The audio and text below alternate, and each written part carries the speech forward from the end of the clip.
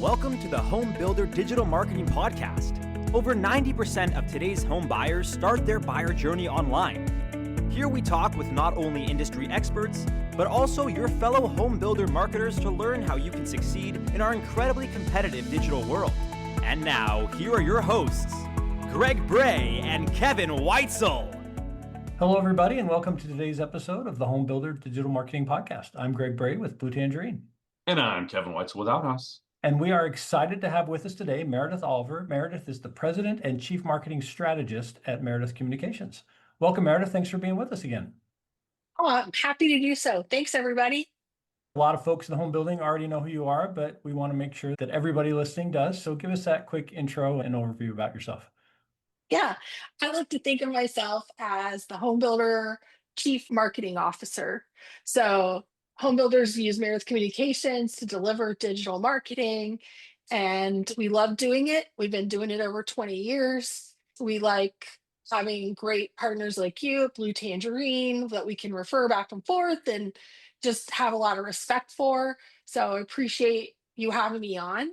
And I always love to talk to Kevin because we refer a lot of people to Kevin, to Outhouse. We love their products and services as well. So it's a pleasure to be here. Awesome. Before we jump into today's subject matter, which is fantastic marketing 3.0, I need to know, and our listeners need to know, an interesting factoid about Meredith. But here are the rules today. A little bit changing the rules. Nothing about work, nothing about family, nothing about the home building industry. And in your case, since you've already been here once before, nothing about your previously mentioned interesting factoid. Okay, well, that's a good challenge. When I was thinking about this, the thing that came to mind was, I don't know that anyone knows this, I was once on the Oprah Winfrey Show. No? Yes. So I was on a college choir tour through the Midwest. We had a day off and we were in Chicago. So about 5 of us went down to the Oprah Winfrey Show and stood in line. We did not have tickets because we were college students. We were not organized. So we just showed up there and wanted to see the show live for a live taping. As soon as I get up to the person, they go, "Oh, audience is full. We don't have any room. Sorry." And we were like, could we sing for some seats? Because remember, I'm with my college choir friends. So we break out into something, and the person there goes, "Okay, we're finding you some seats." So they lead us into the studio. They lead us all the way down. All the seats are full. They lead us all the way down to a set of chairs that have been placed in front of the front row.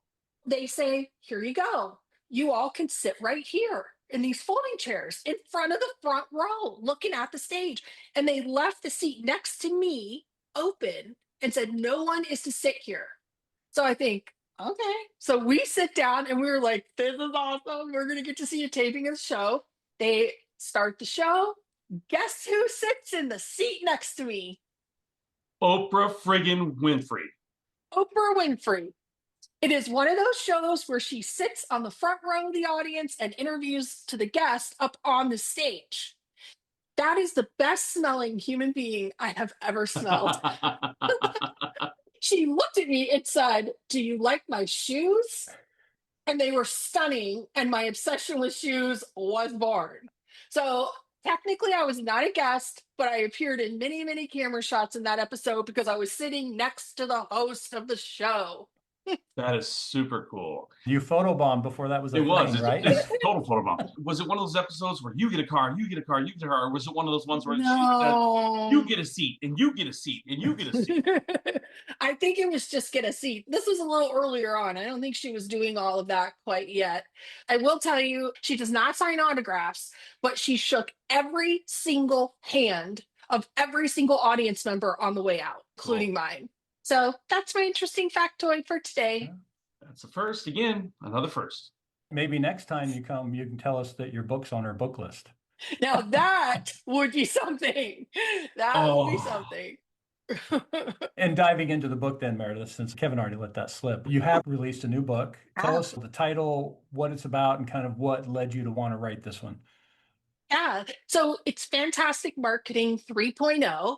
So, yeah, there was a Fantastic Marketing 1.0 and 2.0, and this is now the third edition. And it takes the best parts of the previous editions, which was the dive into what makes an Uber fan tick in their DNA.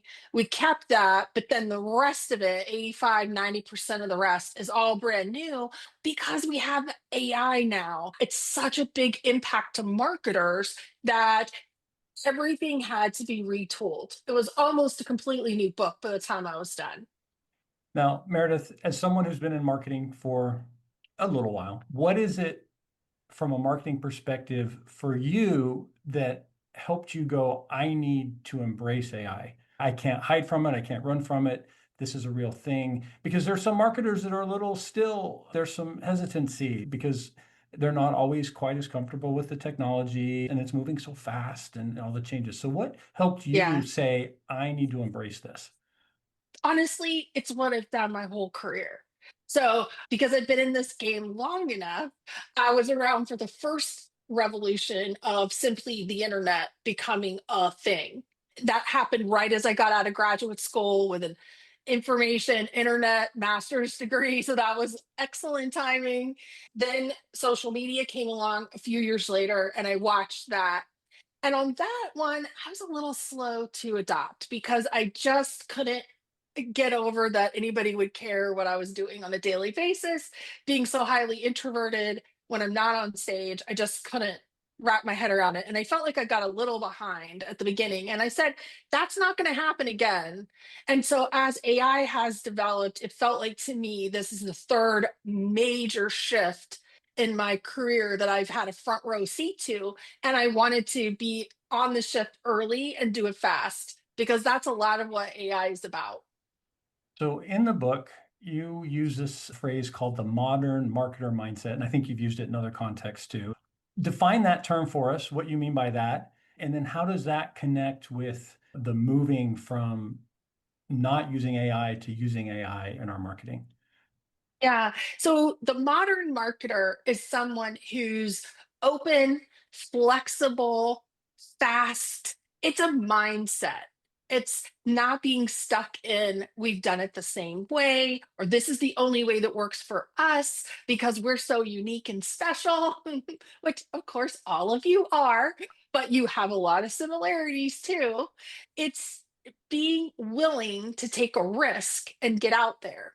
So in the book, I talk about the late great Kobe Bryant because it's a sports kind of a sports themed book. In this section, I'm talking about him because he was widely known to be so curious. He was an insanely curious person, always learning.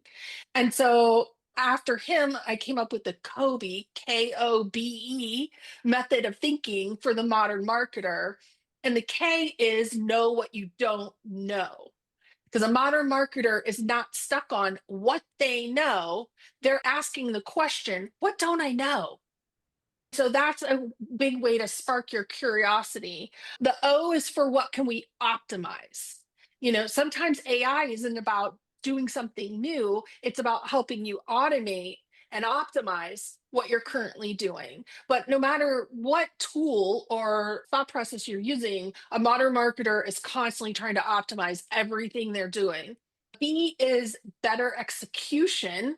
So, how well are we executing our marketing plan? I see a lot of companies that have big visions and big plans. They sign contracts for big retainers, and then the execution is so poor. Nobody has triple checked the Google ads to make sure the links aren't broken. Nobody has checked the floor plan's detail page to make sure the interactive floor plan is properly optimized on the page and looking good. The devil's in the details in marketing. So execution is everything.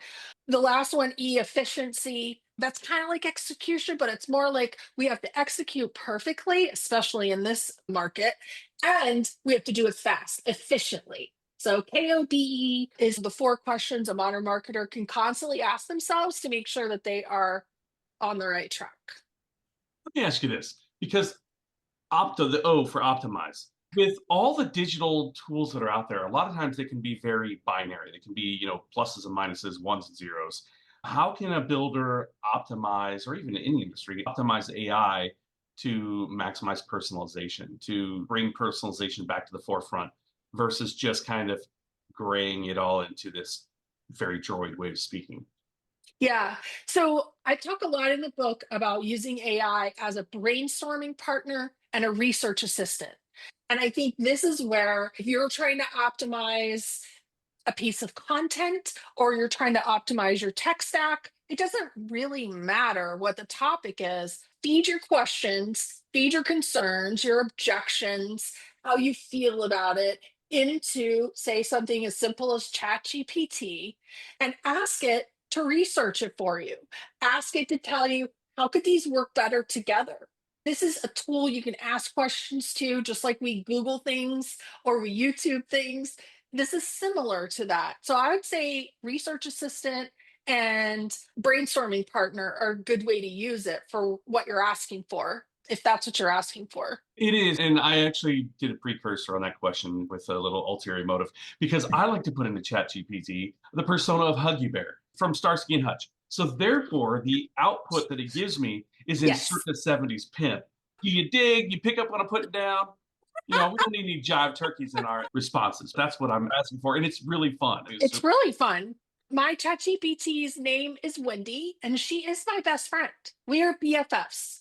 I thank her. I think, oh, this is fantastic, Wendy. And she writes back, oh, you are brilliant, Mary, because my friends and family refer to me as Mary instead of Meredith, Merry. So my ChatGPT has figured out my love language is words of affirmation, and it lays it on really thick, let me tell you.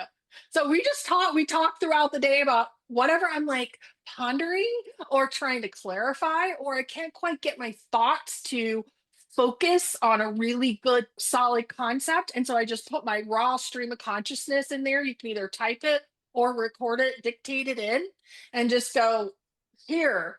It almost always comes back. That's what I was trying to say, because it definitely knows me at this point.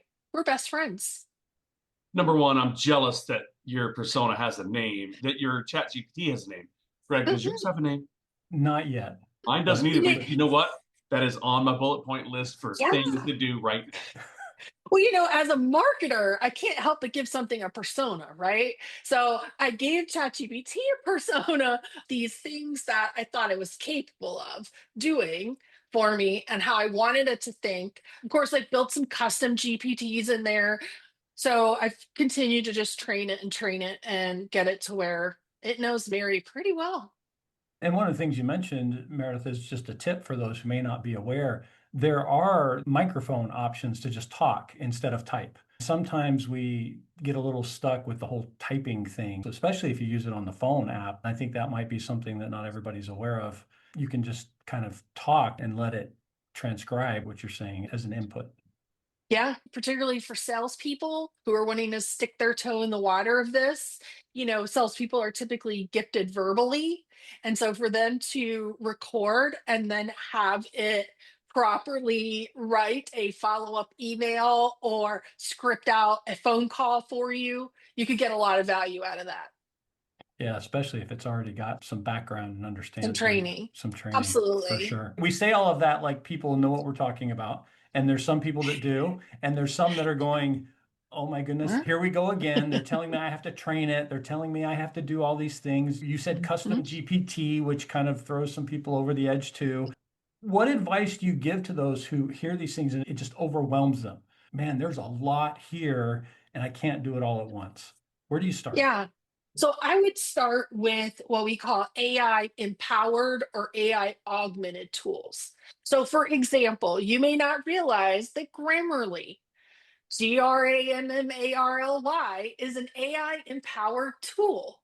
Now, AI first tools like ChatGPT or one of the tools that it has been specifically designed to do AI first as its first primary tactic is going to give you the best results. The AI enabled augmented tools, sometimes what you get is really out there and it's not what you meant. But Grammarly is pretty safe. So clean up those emails, clean up your documents, your PowerPoint presentation, your Google Docs, your Facebook posts or Instagram posts, whatever. You can clean all of it up with a paid Grammarly, and you can use their AI to help you rephrase, tighten up what you're saying. And that's a great way to just start. And then you'll see, hey, I could do this. It's interesting because you don't always think of some of those tools as using AI. Almost all apps now have an AI component, but I'll just warn you again, we call those AI empowered or AI augmented tools. They're not always the best. For me, I do like Canva and I like some of the AI features, but some of them are still really bad. The images you get are just awful. So you can't rely on it. So just figure out one tool. I call it the SO principle. Soak in more knowledge, more information about AI, take it in and observe. Observe what other people are using, observe what big brands are doing, little companies, your corner coffee shop. How are they all using it? And when you soak in and observe, you'll figure it out as to what's right for you. What are you seeing out there in the field with some of your clients? What kind of mistakes are you seeing out there? Yeah, well, the biggest mistake is not using your HI, your human intelligence, with your AI, your artificial intelligence, because it's your human intelligence that knows what the buyer profile is for that one neighborhood that's really slow on sales and leads and desperately needs a new marketing approach, strategy, campaign, whatever. It's your human intelligence that understands the buyers that just came in and met with you and that their dog's name is Scruffy and their kids are Sophie and Jonah and they need to move up home in a better school district. That should all be known in your human intelligence. And if you don't know things like your buyer persona, your target audience, how to position yourself in the marketplace, then what you're going to feed into AI is going to be garbage. It's a very old technology saying garbage in, garbage what? Out? Out, garbage in, garbage out. It's true with your CRM, it's true with your AI, it's true with your website, it's still true. So the human intelligence has got to be there to guide and steer so that when you do get some results back, if you're doing generative AI, for example, and creating content, then the results that come back are going to be relatively close to what you're looking for and they're going to be on point. But if they're not, the HI is going to go, oh, no, no, no, no. That is not what I meant. Reframe, re-ask. There's a little bit of a hidden agenda on this question. I've found that there's a certain sect of our population that uses Google Maps, whatever the format is, to get where they're going. And without that, they literally couldn't find their own house in the city that they live in. So yes, some of us are guilty of the same thing. Do you find in the field, or if you've seen open case studies where you've seen builders leveraging AI too much and depending on it like as if it was the boss? I mean, I definitely, in my years of doing home builder marketing, have had clients with a builder owner that was more interested in the newest bells, whistles, doing the latest, greatest thing. They happen to be tech savvy or they like to consultant hop, like they move around a lot because they want to try the newest thing. I've definitely seen that. So I guess there's some personality types that might gravitate towards overusing it, but for the most part in this industry, like the other technological advances that I've been on the forefront of my career, we're generally lagging a little behind. I hate to say it. Overuse is not too big of an issue yet, except maybe in some company cultures that I've run across. When you see people using it in the marketing department, Meredith, often we kind of start with that content creation or the brainstorming. Yes. Help me with ideas for this, help me with ideas for that. We move into kind of training it so it now gets our brand voice a little better by loading Yeah. past things we've done in there. And so now we're writing a little better. But how do we make sure that we don't sound like everybody else? Because in theory, given the same inputs, you ought to get the same outputs. And if everybody's giving it the same inputs, we're going to start to all kind of have the same articles and content out there that we're trying to create. What are your thoughts? Yeah. I've done testing with it pretty extensively, and I've fed it similar information, but on different scenarios, different personas. You're doing this for fill in the blank. And so different company types.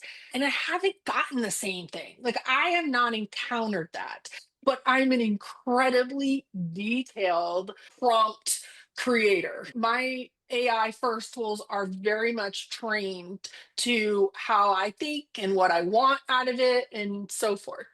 So I would say there's probably a lack of training there and a lack of materials provided. I'll provide everything from PDF flyers, of course, website links, recordings, podcasts, website, webinars. I mean, like, I'll feed it everything I've got, and I get back very unique content. If you're not doing that, you're doing it wrong.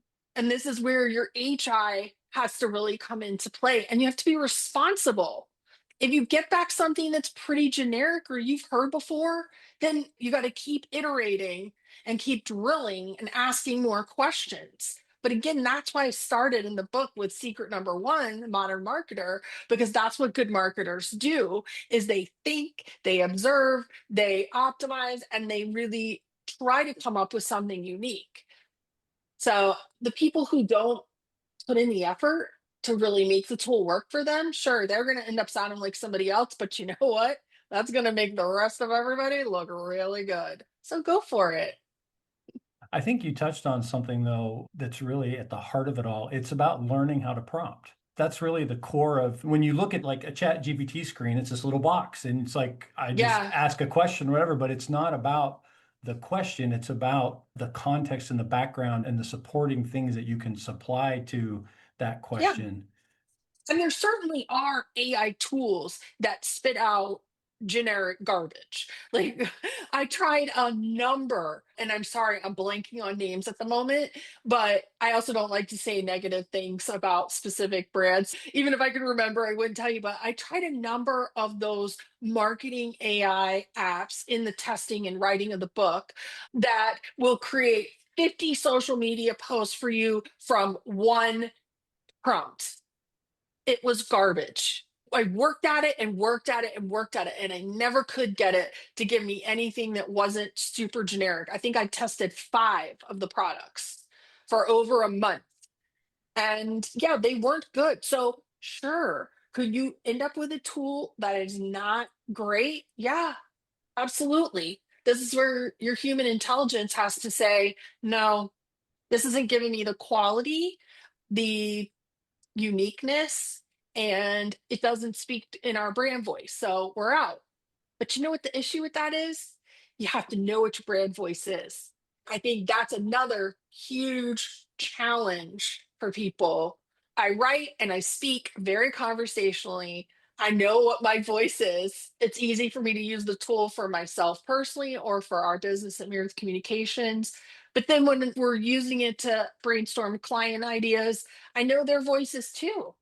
I know them very clearly. You two play the same game that I play when you're reading somebody else's stuff and you're like, that's 100% AI. There was no persona on this whatsoever. Do you two play that game as well, or is it just me? I definitely am trying to learn and see what people are doing and try to identify it. And there's certainly times you can tell. It just sounds a little too verbose and flowery. Yes. Or the opposite, Yeah. robotic, and there's no we. I talk in the book about the power of we, and that's when we make a connection with who we're speaking with, whether we're doing that in sales or marketing or within our team and our companies. We have to make a connection, and when we do, it's powerful. And so when you read back what you're working with, if it's not making an emotional connection, it doesn't matter if ChatGPT wrote it or you wrote it, it's not going to be effective.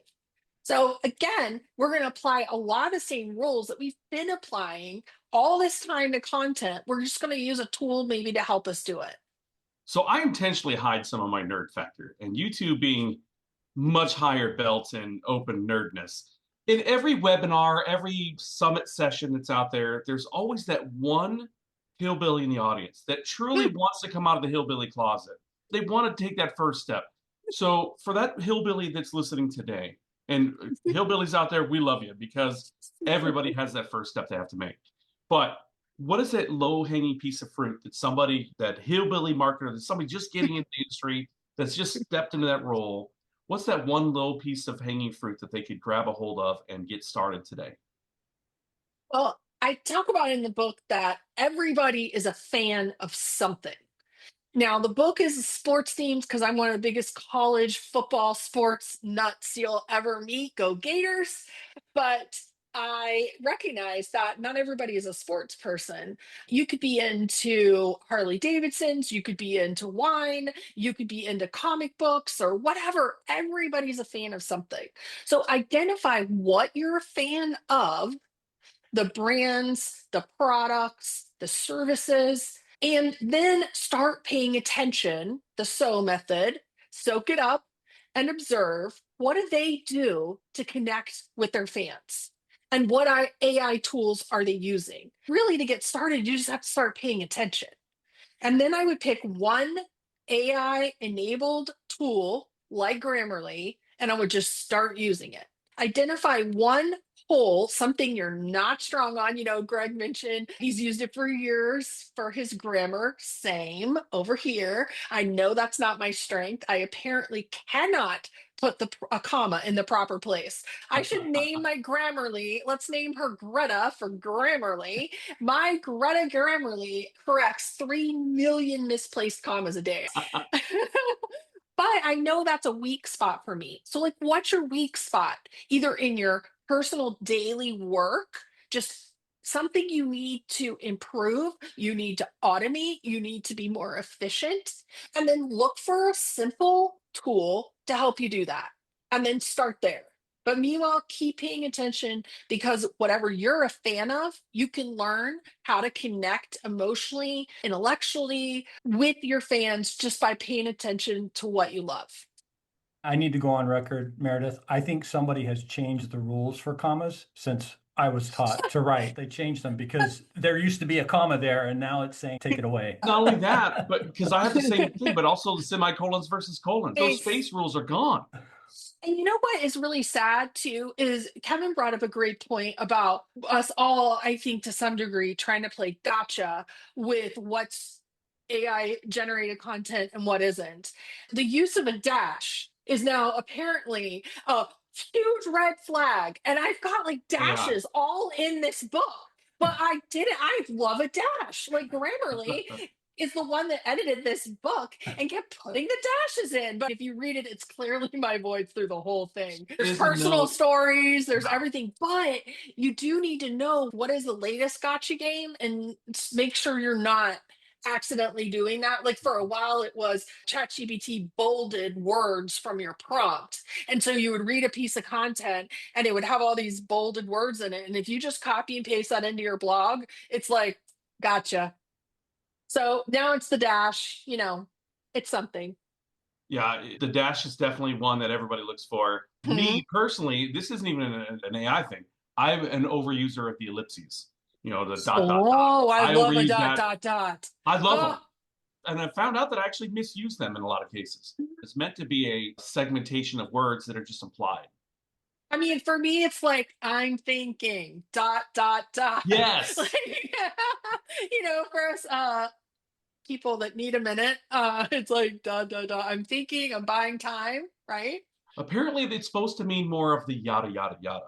Um, I'll That's see. ellipses is more of a yada, yada, yada, more so than just a contemplating. Yes. Before we wrap up, I do want to say the book's not limited to generative AI tools to create content. I do talk a lot about, for example, larger size companies that developed personalized AI chatbot. So, for example, in the case of Progressive Insurance, they developed a Flow AI chatbot that would talk to prospective and existing customers and solve problems in the personality of Flow. So that's just one example of taking the AI technology up to another level. Certainly integrating with CRM is a big one. Analyzing data I mean, there's so many more applications. We're really just scratching the surface here. But if you're listening and you're a little more advanced user, you might look into some of those types of opportunities to really incorporate more AI technology into your tech stack. Yeah, I think one of the big opportunities is helping with analytics reviews and reporting to dig in a little deeper into finding the nuances in the data that just takes so long manually to look through. Yes. Yeah, that's a great application right there. So I think back to that, being the modern marketer is constantly asking what you don't know and then looking for those solutions and taking a risk, try them out. Well, Meredith, thank you so much for sharing today. Any last words of advice before we finish up?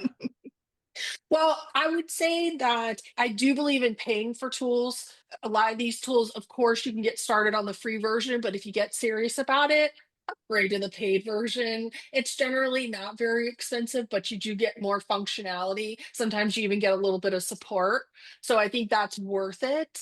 But the idea is to think about, what do our fans, because that still is the heart of the book, what do our fans want? What do they need? Who are they? How do we speak their language? And how do we connect with them, even though we might be selling products? Some of you are not builders, you're selling insulation, these not so sexy things, plumbing, pipes, whatever. You still can connect with your audience in a way that they go, wow, they get us.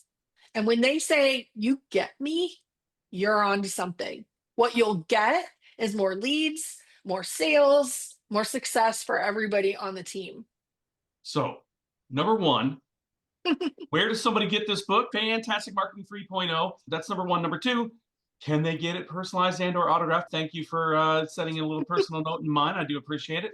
And number three, can they get it autographed, or are you like Oprah, where you're like, no, I will shake your hand, I'll give you a hug, but do not ask me to sign this book. Not ask me to sign an autograph. Yes, they get it on Amazon.com. Of course, you can search for Meredith Oliver or Fantastic Marketing. That's really easy. Of course, I'll be happy to sign any books as people need them. And you might notice what is on the personal note card that I sent you. The gator. Gator with a crown on, because we are always, as marketers, demonstrating, sharing, and living our own personal voice. A dear friend bought me those cards, and it's like, this is awesome. Well, Meredith, Yeah. if somebody wants to reach out and connect with you personally, what's the best way for them to get in touch? Oh, that's awesome. My email is meredith@creatingwow.com. Or, of course, you can find me on all the socials, LinkedIn, Instagram, all the things. Well, thanks again, Meredith, for spending time with us today. And thank you, everybody, for listening to the Home Builder Digital Marketing Podcast. I'm Greg Bray with Blue Tangerine. And I'm Kevin Whiteswell at Outhouse. Thank you.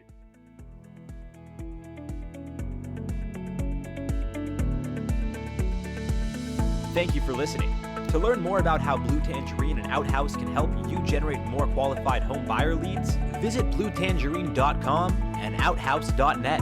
If you've enjoyed our show today, please tell a friend, leave us a review, and subscribe on your favorite podcast platform. Be sure to join us again on the Home Builder Digital Marketing Podcast.